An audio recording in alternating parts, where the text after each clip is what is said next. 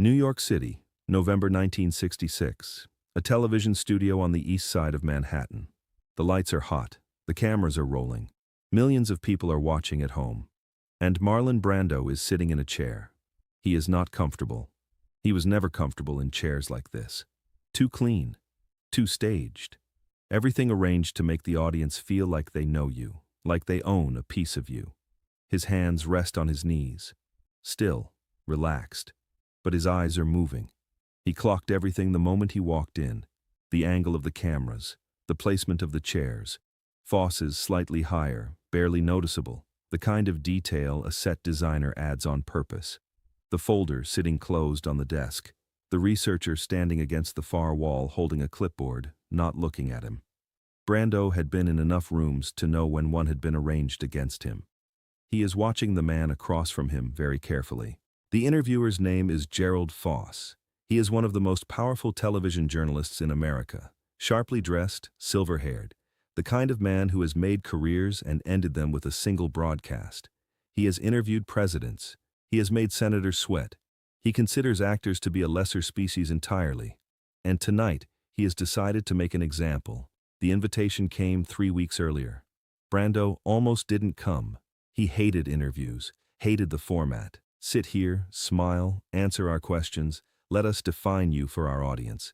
He'd been doing it since 1951, and it never got less humiliating. But his publicist was desperate. The last 2 films had underperformed. The studios were whispering, box office poison. Again, still, always that phrase following him like a shadow.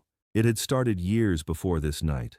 Back when Brando was 23 and sleeping on a cot in a Manhattan apartment with 3 other actors, surviving on crackers and borrowed cigarettes. Back when Stella Adler looked at him in class and said quietly that he was either going to destroy the theater or save it. She wasn't sure which. He chose both. A streetcar, named Desire, in 1947 changed everything.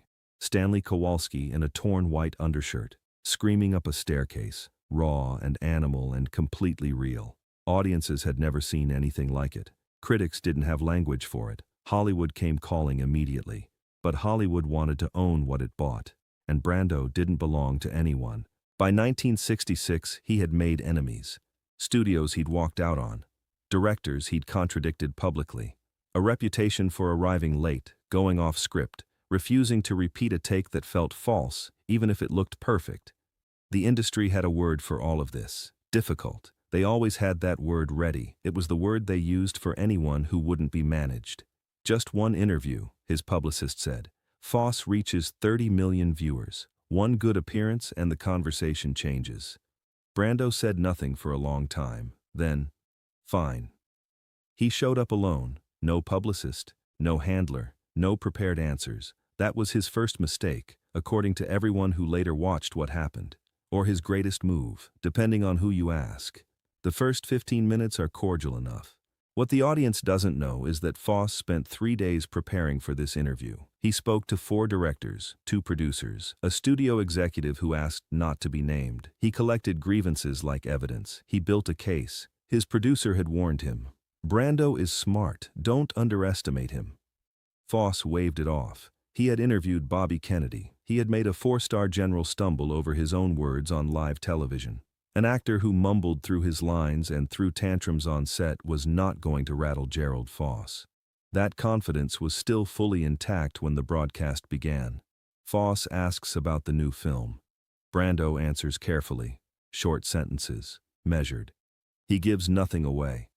The audience at home can sense a tension they can't quite name. Then Foss leans forward. He opens a folder on his desk, slowly, deliberately. The way a prosecutor opens a file in court, Brando watches the folder. He has seen this move before. Not on television. In studios. In boardrooms. Powerful men who believe that paper gives them authority. That having things written down makes those things true. He waits. "Mr. Brando," he says, "I want to ask you about something, because I think our viewers deserve honesty." Brando looks at him. Doesn't move. "You have a reputation," Foss continues, "for being, how shall I put this, difficult, unreliable. There are directors who say you cannot be controlled on set, that you improvise when you shouldn't, that you simply refuse to follow direction. He pauses, lets it land. Some people in this industry have called you a liability, a man whose ego has overtaken his talent. Would you care to respond to that? The studio goes very quiet. The floor crew freezes. The camera operators don't move. The producer in the booth holds his breath. Because this is the moment. This is what Foss does. He waits for the anger. He waits for the denial, the justification, the outburst. He has a follow-up question ready. And another one after that. He has pulled the thread, and he is prepared to unravel everything. Brando looks at him, 1 second, 2 seconds. Then something shifts in his face, not anger, not hurt. Amusement, just barely. Just at the corner of his mouth. Who called me that? Brando asks. His voice is quiet, almost gentle. Foss blinks. Well, I'm not at liberty to, because I'd like to know. Brando says, still in that same quiet voice. I'd genuinely like to know who sat in a room and decided that doing something unexpected with a role is the same thing as having an ego problem. Foss tries to interrupt. That's not quite. I've been on sets, Brando continues, unhurried, where the director knew exactly what every frame would look like before we shot a single scene. Every word scripted, every pause timed, every emotion planned in advance. He tilts his head slightly. Do you know what those films look like? Foss doesn't answer. They look like exactly what they are, Brando says. Safe, managed, utterly empty. The studio is still very quiet. Foss recalibrates. He's good at this. He smiles. But Mr. Brando, with respect, acting is a craft. There are methods, standards. When an actor ignores direction, he's not being artistic. He's being selfish. He's making the film about himself.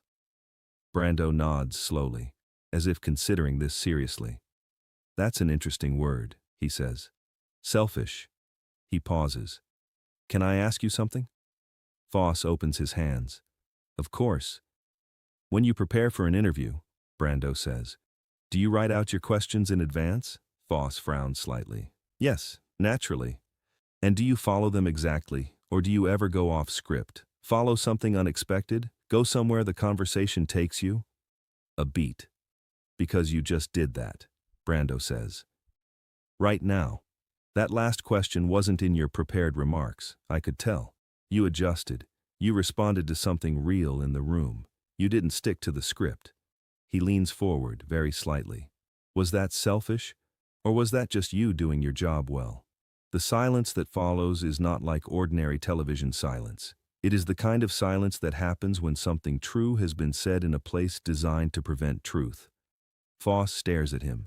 The camera holds on his face for 2 full seconds before the director cuts away. Later, people will debate what happened in that studio. Some will say Brando was evasive, that he deflected the real criticism with a clever trick, but the 30 million people watching at home didn't see evasion. They saw something they couldn't quite name. A man who refused to defend himself the way he was supposed to, who didn't get angry, didn't grovel, didn't perform humility for the camera, who simply picked up the accusation, turned it over, and handed it back. The switchboard at the network lights up within the hour, not with complaints, with calls from viewers saying they've never seen anything like it. Brando leaves the studio alone, same as he arrived. Inside, something has settled in him. Not pride, not satisfaction, something quieter than that. He had not planned what he said in that room. There was no strategy, no rehearsed deflection. He had simply listened to the accusation, felt it, and responded to what was actually true inside it, rather than what was meant to wound him. That was all acting ever was, really. Listening, responding honestly, not performing an emotion but finding the real one underneath it and letting it breathe. Foss had handed him a character to play. The cornered man, the defensive celebrity, the ego brought low. Brando had simply declined the role. He walks past the makeup room, past the floor crew who are still standing in the same positions they were in when the interview ended. Nobody says anything to him. On the sidewalk outside, a young production assistant catches up to him. Mr. Brando. He stops, turns. The kid is maybe 22, nervous. His jacket doesn't quite fit. I just wanted to say. He stops, starts again. That was the most incredible thing I've ever seen on television. Brando looks at him for a moment. Then he says very quietly, I wasn't trying to be incredible. I was just trying to be honest. He turns and walks into the night. The kid stands on the sidewalk and watches him go. He will tell this story for the rest of his life. The clip circulates for weeks, then months. Other journalists watch it, study it, try to understand what exactly happened in that exchange. 2 months later, a film professor at NYU begins showing it in his media studies class, not as an example of celebrity behavior, as an example of rhetoric, of how to dismantle an argument without attacking it. His students watch it in silence. Then they watch it again. One of them will later become a screenwriter. She will say in an interview, decades from now, that the moment she understood what real dialogue could do, not performed conflict, but genuine truth landing in a room, was the night she watched Marlon Brando on a grainy classroom projector in 1971. Foss never invites Brando back. He never speaks publicly about that night. But in 1978, in a long interview about his career, he is asked about the guests who challenged him most. He mentions senators, he mentions world leaders, and then he pauses and says one name, just the one. Marlon Brando never watched the broadcast. He didn't own a television.